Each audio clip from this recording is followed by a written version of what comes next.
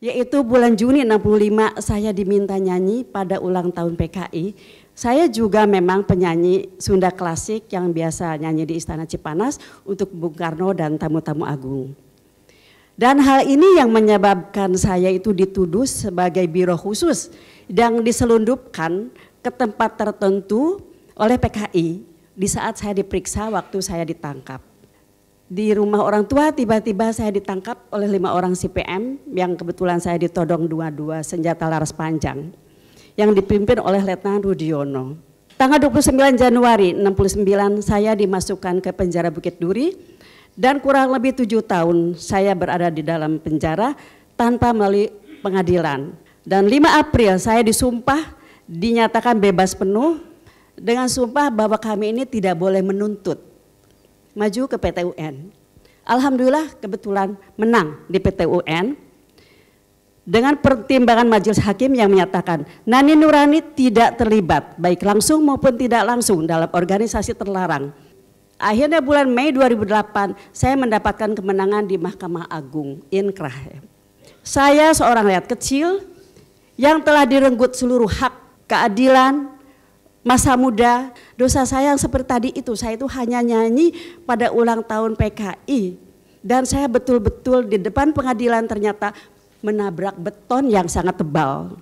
Itu mendapat kepastian hukum bersama anak cucu saya walaupun saya tidak nikah. Karena saya sangat takut kalau saya nikah, suami saya kalau marah dasar bekas PKI. Jadi lebih baik cukup deh petugas aja yang maki saya. Saya tidak rela mati dengan kasus saya belum tuntas. Nama saya Nani Nurani, usia 75 tahun, lahir di Cianjur dari keluarga yang sangat sederhana dan feodal kuno sehingga saya ini tidak pernah bisa berkesempatan untuk sekolah tinggi. Terjadinya peristiwa G30S, saya secara kebetulan hanya mendengar dari radio tanggal 1 Oktober tahun 65 kira-kira jam 10 pagi. Saya tidak mengerti bagaimana mulainya saya bisa dituduh yang tidak pernah saya lakukan dan ketahui sehubungan dengan peristiwa G30S ini. Memang terakhir saya di Cianjur, kalau ini mau disebut dosa ya, yaitu bulan Juni 65 saya diminta nyanyi pada ulang tahun PKI di sebuah gedung pertemuan yang dihadiri oleh Buspeda setempat. Dan besoknya saya sudah pindah ikut kakak ke Jakarta. Saya nyanyi sebagai abdi seni dan juga sebagai pegawai dinas kebudayaan DT2 Cianjur. Pada saat itu PKI juga sebuah partai yang sah dan resmi. Saya juga memang penyanyi Sunda klasik yang biasa nyanyi di Istana Cipanas untuk Bung Karno dan tamu-tamu agung. Tahun 65 itu juga pada November, bulan November, saya bekerja di PT Takari 2 yang diminta oleh Bapak Letkol Atmoko. Takari itu dikelola oleh veteran, Kejaksaan Agung, Kodam 5 Jaya waktu itu dan Kodam 6 Siliwangi. Dan hal ini yang menyebabkan saya itu dituduh sebagai biro khusus yang diselundupkan ke tempat tertentu oleh PKI. Di saat saya diperiksa waktu saya ditangkap. Dalam situasi seperti ini akhirnya saya juga telah menjadi depresi sehingga saya dari tahun 66 itu sudah menjadi pasien dokter ilmu jiwa. Karena saya tidak bisa berbuat apa-apa, tidak berdaya, tidak bisa bela diri, tidak bisa menceritakan apapun juga dengan tuduhan-tuduhan yang menyakitkan itu. Tahun 68, tanggal 22 Desember, di saat saya pulang untuk berhari raya dengan keluarga di Cianjur, di rumah orang tua tiba-tiba saya ditangkap oleh 5 orang CPM yang kebetulan saya ditodong 22 senjata laras panjang yang dipimpin oleh Letnan Rudiono.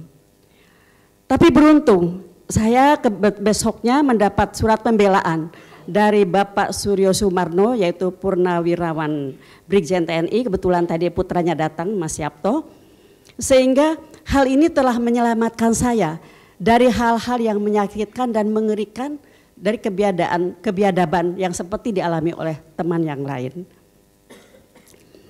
Tanggal 29 Januari 69 saya dimasukkan ke penjara Bukit Duri Dan kurang lebih 7 tahun saya berada di dalam penjara tanpa melalui pengadilan. Hanya bolak-balik diperiksa dari CPM, jaksa, Kostrad, dan polisi. 19 November tahun 75, dengan disebabkan saya bolak-balik sakit, saya dikeluarkan sebagai tahanan rumah. Dan 5 April saya disumpah, dinyatakan bebas penuh dengan sumpah bahwa kami ini tidak boleh menuntut. Setelah bebas penuh saya masih harus mengalami KTP ditandain ET, harus masih wajib lapor lagi gara-gara peristiwa Priok tahun 84. Kemudian tidak pula mendapat izin pergi ke luar negeri. Terakhir yang paling menyakitkan saya tidak dapat KTP seumur hidup di saat umur saya 62. Untuk hal itulah, karena Undang-Undang Depragri menyatakan bahwa siapapun yang dianggap terlibat atau organisasi terlarang tidak dapat KTP seumur hidup. Dan ini membuat terus terang yang saya tadinya manis-manis tanduknya jadi berdiri. Saya minta didampingi oleh LBH Jakarta, ya waktu itu didampingi saudara Taufik Basari, Pak Irianto dan Ibu Erna Ratnaningsih maju ke PT UN. Alhamdulillah kebetulan menang di PT UN. Dengan pertimbangan majelis hakim yang menyatakan Nani Nurani tidak terlibat baik langsung maupun tidak langsung dalam organisasi terlarang. Hal ini dibuktikan dengan adanya pembebasan penuh oleh Komkaptib dalam tahun 76. Selain itu tidak ada keputusan pengadilan yang menyatakan Nani Nurani terlibat dalam organisasi terlarang. Majelis hakim juga menyatakan tindakan Camat Koja termaksud melanggar Undang-Undang Nomor 39 Tahun 99 tentang HAM dan Konstitusi yang telah diamandemen. Majelis hakim juga menyatakan itu merupakan tindakan kesewenang-wenangan dari penguasa karena telah menghakimi warga negara sehingga kehilangan hak-haknya tanpa melalui putusan pengadilan. Camat Koja naik banding, tapi PT Tun kembali memenangkan saya dan Camat Koja mengajukan kasasi. Akhirnya bulan Mei 2008 saya mendapatkan kemenangan di Mahkamah Agung, inkrah. Tahun 2011 kembali saya maju ke pengadilan untuk minta rehabilitasi nama dan ganti rugi. Saya serahkan berkas ke PN Jakarta Pusat 28 Oktober 2011 dan melalui sidang dan dimulai sidang tahun November 2011 dan PN Jakarta Pusat memutuskan tidak berwenang. Saya yang tadinya maju sendiri dan pengacara-pengacara saya hanya sebagai pendamping akhirnya menunjuk pengacara saya yaitu LBH Jakarta, LBH Masyarakat, LSAM, YLBHI dan Taufik Basari Associate untuk mendampingi saya. Akhir tahun 2012 kembali Pengadilan Tinggi mengeluarkan keputusan yang sama dengan Pengadilan Jakarta Pusat dan kami mengajukan kasasi. Berkas kasasi diserahkan 11 Maret 2013. Saya berusaha ingin menjadi manusia yang baik, taat hukum. Saya menuntut hak-hak saya dengan cara yang benar, tapi ternyata keadilan dan kebenaran itu tidak pernah berpihak pada saya, terutama dari sikap hakim dan dengan segala keputusannya yang sangat melukai rasa keadilan saya. Ternyata berkas kasasi yang diserahkan 11 Maret 2013 itu dari Pengadilan Negeri Jakarta Pusat baru diserahkan ke Mahkamah Agung 15 November 2015. Saya seorang rakyat kecil yang telah direnggut seluruh hak, keadilan, masa muda, masa indah, karir, dan dijauhkan juga dengan keluarga dan orang-orang tercinta oleh bangsa saya sendiri tanpa mengetahui apa yang salah saya lakukan. Dosa saya yang seperti tadi itu, saya itu hanya nyanyi pada ulang tahun PKI dan saya betul-betul di depan pengadilan ternyata menabrak beton yang sangat tebal. Harus kemanakah saya ini? Mencari kebenaran dan keadilan. Dalam usia senja ini saya tidak membutuhkan permintaan maaf dari siapapun juga. Keinginan saya sangat sederhana, yaitu mendapat kepastian hukum bersama anak cucu saya walaupun saya tidak nikah. Karena saya sangat takut kalau saya nikah, suami saya kalau marah dasar bekas PKI. Jadi lebih baik cukup deh petugas aja yang maki saya nggak usah dimaki oleh suami saya. Saya juga tidak mau selalu dicurigai. Saya pernah membuat pameran lukisan, pameran buku, pertunjukan 5 hari di tim, belum apa-apa 5 hari kemudian udah ada spanduk, hati-hati PKI bangun kembali. Jadi saya tidak tahu harus kemana. Saya ingin mendapatkan kembali nama baik dan kehormatan saya dengan rehabilitasi nama. Saya ingin kalau saya mati, saya bisa tersenyum bertemu orang tua saya, bahwa saya telah mengembalikan nama kehormatan keluarga saya dengan dinyatakan saya tidak terlibat G30S dan saya tidak bersalah. Saya tidak rela mati dengan kasus saya belum tuntas. Saya juga berdoa pada Allah SWT semoga peristiwa ini tidak akan pernah terjadi, apalagi di NKRI tercinta ini, bahkan di belahan dunia manapun, karena peristiwa ini sangat menyakitkan dan melukai rasa kemanusiaan kami. Saya juga mohon Departemen Sosial dapat memperhatikan seluruh korban yang kebanyakan usianya sudah di atas 70, seperti saya 75 tahun. Dan keadaannya, karirnya juga sudah hancur berantakan.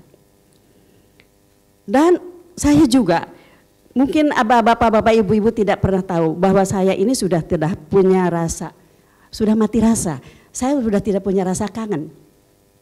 Ibu saya meninggal pun saya tidak netes air mata. Sehingga saya bertanya pada dokter jiwa saya, dok, saya ini udah nggak normal ya? Psikiater saya bilang, memang kau nggak normal. Karena dalam satu peristiwa, karirmu, keluargamu, pacarmu, semua habis, lenyap. Dan itu tidak bisa kembali. Saya juga ingin mengajak, mari kita semua bersama-sama mendidik dan mengajar seluruh generasi penerus untuk jadi manusia-manusia yang berani berbuat, berani bertanggung jawab. Kalau kebetulan berbuat salah, berani jujur berkata, ya saya berbuat salah dan minta maaf.